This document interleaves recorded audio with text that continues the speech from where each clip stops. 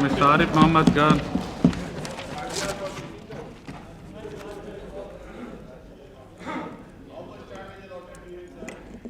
सम्मानित अध्यक्ष जी, सबसे पहले तो मैं परमाणु अनुसंधान के काम में लगे हुए हमारे वैज्ञानिकों और इंजीनियरों और दूसरे जो काम करने वाले लोग हैं उन सबको बधाई देना चाहूँगा।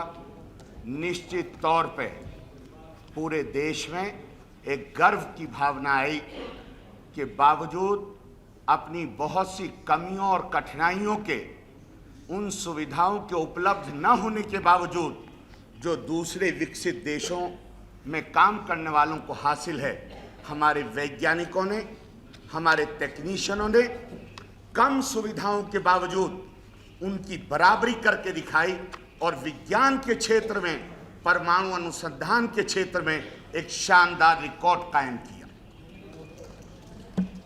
मैं माननीय प्रधानमंत्री जी को भी बधाई देना चाहूंगा,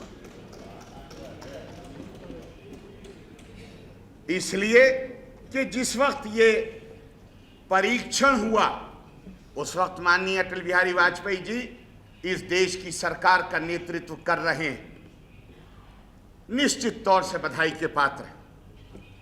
मेरी पार्टी ने जरूर कुछ बात कही है,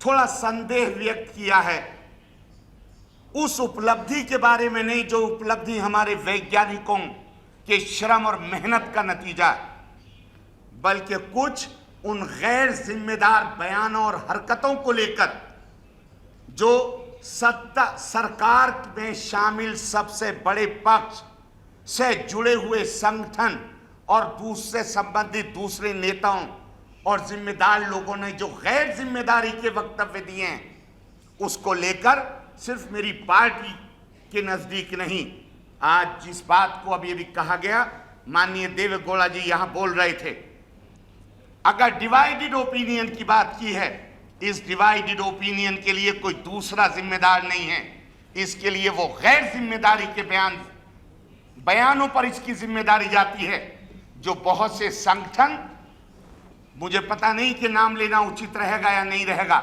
लेकिन जहां से ये कहा जाता है कि कल तक भारतीय जनता पार्टी के लोग परामर्श लेने हमारे पास आया करते थे, आज हम उन्हें परामर्श देने उनके पास चले जाएंगे क्योंकि वो सरकार में हैं।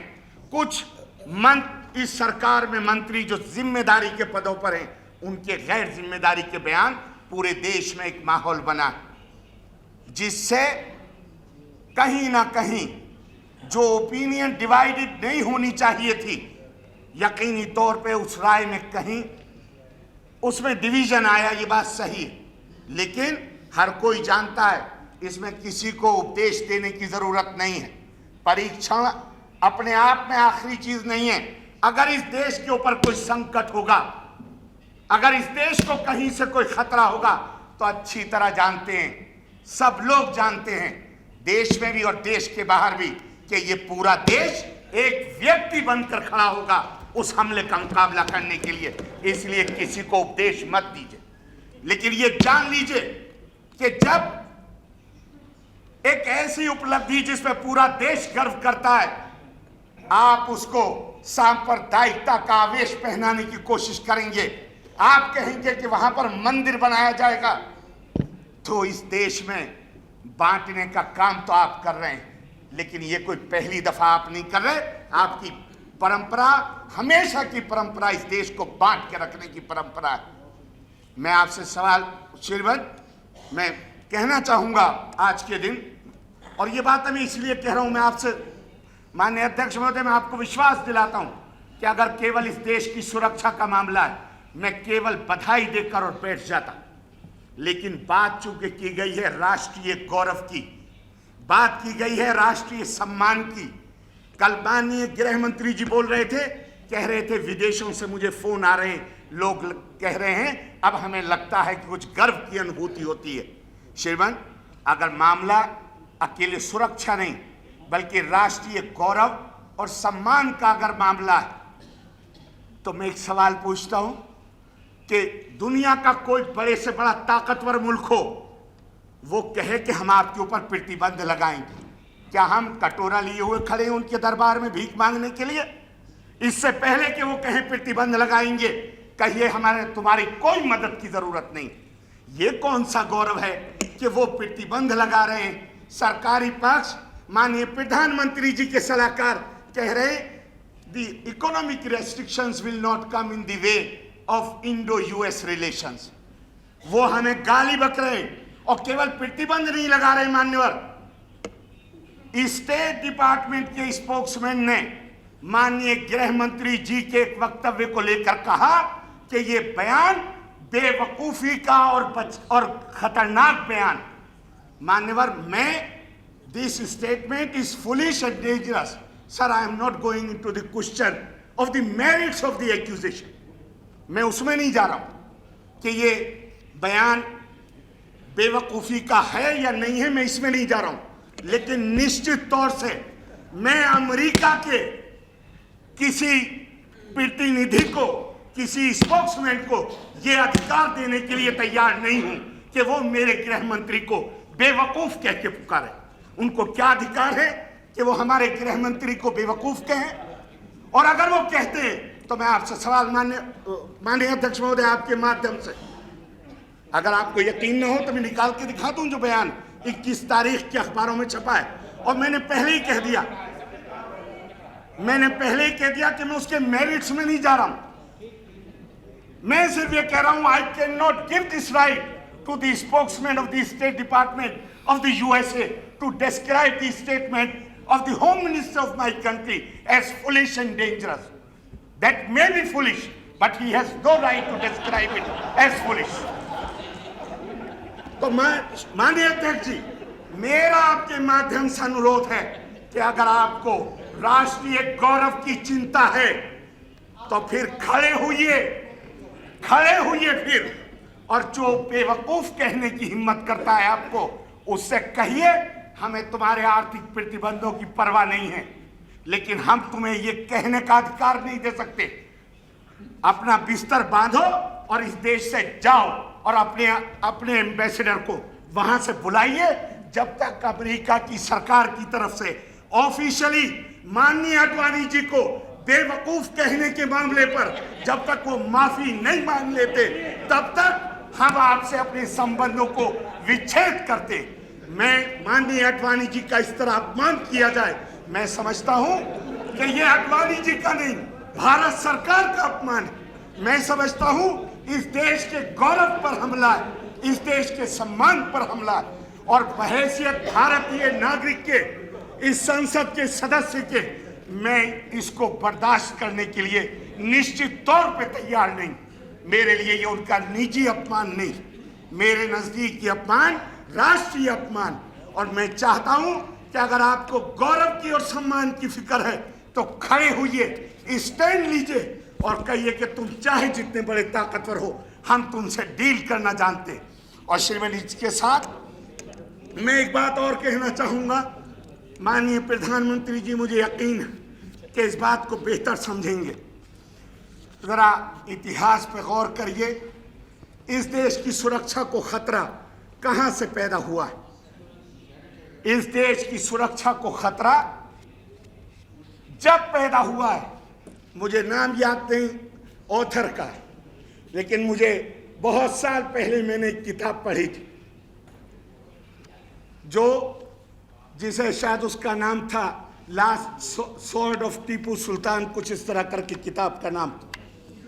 उस किताब में आखिरी चैप्टर है, उसमें ऐसे मार्मिक शब्द हैं।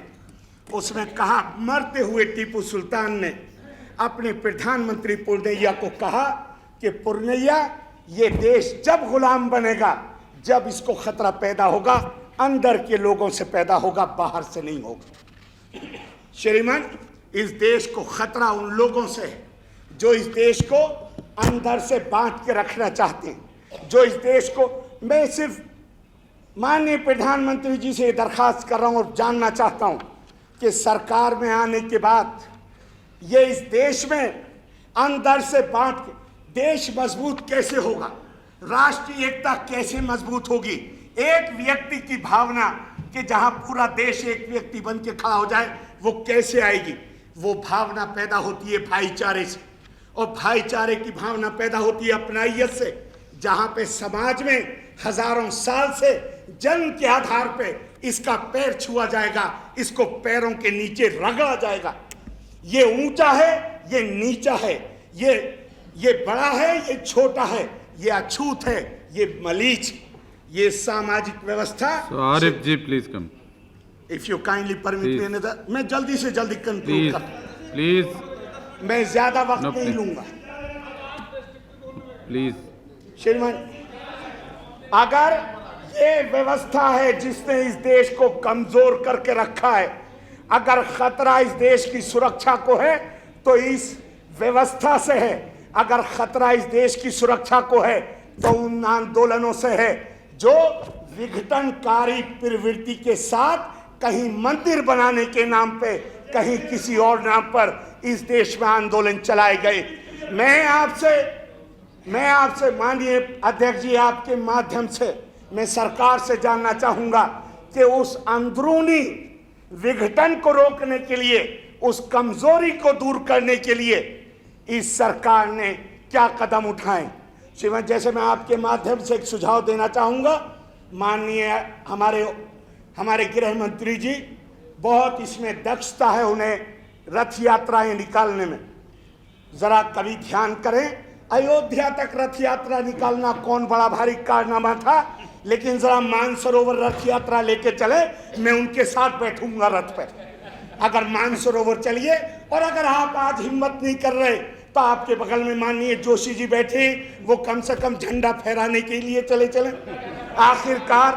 आखिरकार मानसरोवर इस देश के पवित्रतम स्थलों में से एक है, दूसरे देश के कब्जे में है। कायदे में तो बात यह है कि माननीय अडवाणी जी को चलना चाहिए, आपको भी ले चलेंगे। माननीय अडवाणी, देश की सुरक्षा, गौरव और सम्मान से जुड़े हुए Arif ji please conclude. Please समाज को बांट के, please conclude. Mister Prakash Ambedkar please. Arif speech का क्या हुआ? Arif please conclude. का क्या हुआ? प्लीज माननीय अध्यक्ष महोदय, please wind up. Please wind up. माननीय अध्यक्ष महोदय, इन्हें बस इतना बता दें कि सदन का प्लीज वाइंड अप। माननीय राजवीर सिंह नहीं कर रहे हैं, आप कर रहे हैं। प्लीज, ये जिम्मेदारी आपकी है श्रीमान। प्लीज मैं खत्म कर रहा हूँ श्रीमान।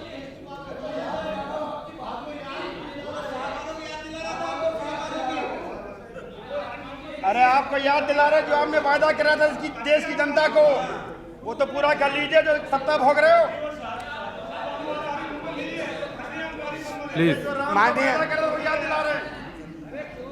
माननीय अध्यक्ष महोदय, मैं पता नहीं, असल में हमारे साथियों को वो शायद ये समझते हैं कि देश के चलाने का मामला भी ऐसे है जैसे कि आप कोई सुबह को खाकी नेकर पहन के और किसी को परेड करा दीजिए। देश की सुरक्षा का मामला, जब हम देश की सुरक्षा के मामले पे चर्चा करेंगे तो हमारे समाज के अंदर जो कमजोरियां व्याप्त हैं, कौन चीजें ऐसी हैं जो हमारे समाज में कमजोरी बनाती हैं, कौन चीजें ऐसी हैं जो हमें मजबूत बनने से रोकती हैं, उसकी तरफ हमें ध्यान देना पड़ेगा। सर, मैं I will take sir just 2 minutes and I am concluding with this. श्रीमान, मैं आपके माध्यम से कहना चाहूंगा, माननीय बरनाला साहब बोल रहे थे यहाँ पे, माननीय बरनाला साहब ने जिस दर्द के साथ जिक्र किया पंजाब की घटनाओं को लेकर, आज मैं बरनाला साहब से भी आपके माध्यम से सवाल करता हूं कि अगर 1984 की कुछ घटनाएं इतना बड़ा लोगों के दिलों में इतनी बड़ी दरार पैदा कर सकती हैं जो सही था, तो मुझे बताइए, क्या सुरक्षा केवल सिर्फ परमाणु बम बनाने से इस देश की सुरक्षा सुनिश्चित होगी, या परमाणु बम से देश की सुरक्षा? देखिए, पूरी बात करें, परमाणु, मैं एक सुझाव दे रहा हूं, मैंने कोई आरोप तो नहीं लगाया। प्लीज नहीं, आपकी बात सही। मिस्टर प्रकाश अंबेडकर, मिस्टर प्रकाश अंबेडकर, मैंने No, आपकी Miss- बात को सही No, कहा। Mr. उसको नहीं Prakash सही Ambedkar, please. कहा। हाँ, नहीं नहीं जो कत्लेआम हुआ था, हजारों लोग मारे गए। नहीं, मैं तो आपकी बात को सही कह रहा हूँ। मैं आपकी भावना को सही कह रहा हूँ। नहीं नहीं श्रीमान, मुझे खत्म करने दे, मैंने प्रॉमिस किया है, मैं 2 मिनट के Please अंदर wind up. कंक्लूड कर रहा हूँ। तो मेरा कहना यह है, जरा कभी मैं आपके माध्यम से, चूंकि बरनाला साहब भी इस सरकार का महत्वपूर्ण अंग है, मैं उनसे मेरा निवेदन है, मेरा अनुरोध है कि जरा उनके दिल की हालत पे भी गौर करें कि जहां भारतीय जनता पार्टी के बड़े बड़े नेता सामने खड़े हुए थे और एक इबादतगाह को अयोध्या में उनके हाथ Please, में जो Mr. Prakash Ambedkar, Mr. Prakash Ambedkar. पलक झपकते So उस please take your इबादतगाह seat. को गिरा के Please take your तहस-नहस कर seat. दिया गया। श्रीमान, Yes, sir. अगर उसके बारे में मेरा कहना सिर्फ ये है कि अगर आज की तारीख में भी मरहम लगाने का कोई काम कर दिया जाए तो शायद इस देश के अंदर जो अंदर का बंटवारा है वो कब खत्म हो जाए। वैसे भी नहीं भी खत्म हो तो भी अगर इस देश की सुरक्षा को खतरा होगा तो मुझे पक्का विश्वास है कि इस देश का एक एक आदमी, पूरे देशवासी एक व्यक्ति बन के खड़े होंगे और उस खतरे का कामयाबी से मुकाबला करेंगे। धन्यवाद अध्यक्ष।